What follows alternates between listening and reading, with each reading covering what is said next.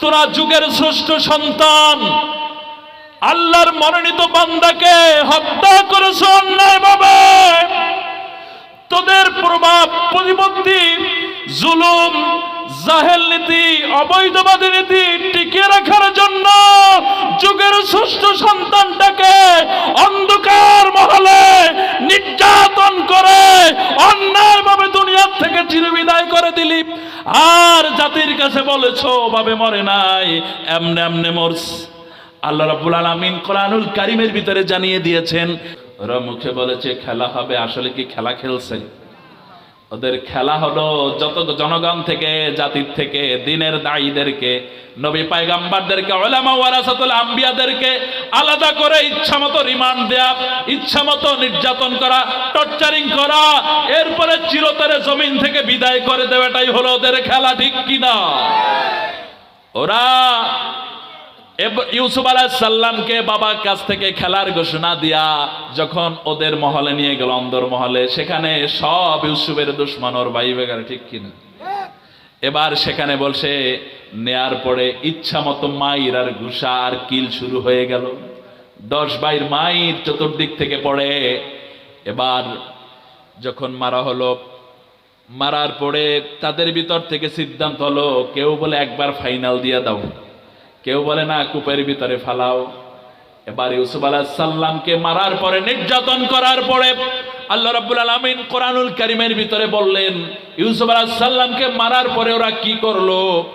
ওয়া আলকুহু ফি গিয়াবাতিজ যুব্বি, এমন গহীন অন্ধকার গাঢ় কালো কূপের ভিতরে ইউসুফকে নিমজ্জিত করা হলো, যেই অন্ধকারের সুবহে সাদেক হওয়া সম্ভব।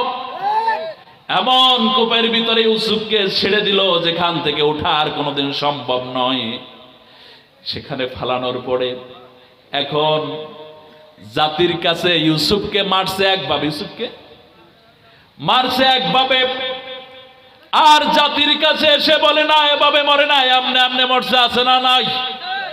আল্লাহ রাব্বুল আলামিন আয়াতের মাধ্যমে মুমিন বান্দাদেরকে জানিয়ে দিয়েছেন, ওই বনি ইসরাইলের চেলাচামচা যারা আছে, ওরা যুগে ইউসুফ আলাইহিস সালাম চলে যেতে পারে, ইউসুফের অনুসারীরা কিয়ামত পর্যন্ত আসবে, তাদের সাথে এভাবে একই আচরণ করবে। ওরা একভাবে অন্ধকার গাঢ় মৃত্যুর কোলে ফেলে দিবে, আর জাতির কাছে বলবে না এভাবে মরে নাই, অন্যভাবে মারা গেছে। আল্লাহ রাব্বুল আলামিন ওদের গোপন কথা ফাঁস করে দিলেন। যখন ওরা বাবার কাছে গেল, বাবার কাছে যাওয়ার পরে এরপরে গিয়া বলে ফাআকলুহু যিবা, ইউসুফকে বাঘ এসে খেয়ে ফেলেছে।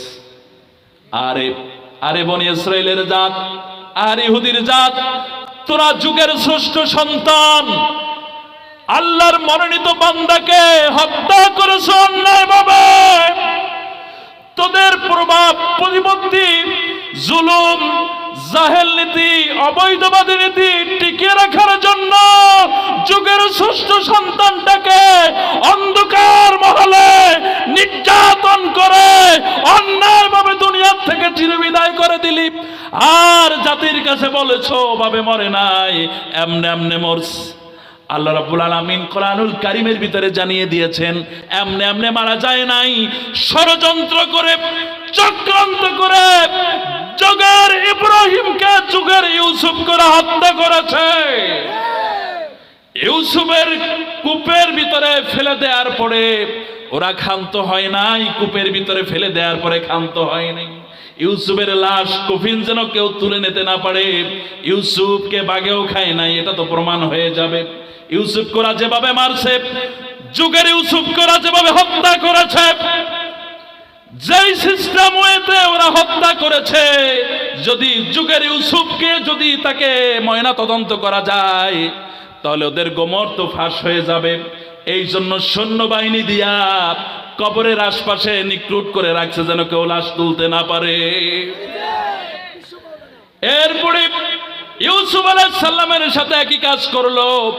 ইউসুফ আলাইহিস সালামের কূপের চারপাশে পাহারাদার নিযুক্ত করে গেল, জানক যাতে করে কেউ এই ইউসুফের লাশকে কেউ তুলতে না পারে। ওই জামানার বনি ইসরাইল ইহুদি আজকের যুগের সেই ইহুদি আর নাসারাদের আত্মীয় স্বজন যারা আছো, ওদের ব্লাড যাদের শরীরের ভিতরে, ওদের কাজ আর ইহুদিদের কাজের ভিতরে কোনো পার্থক্য আছে নাকি? আমার ভাইরা, আমি পিরোজপুরে জন্মগ্রহণ করেছি, আমি ধন্য মনে করি নিজেকে।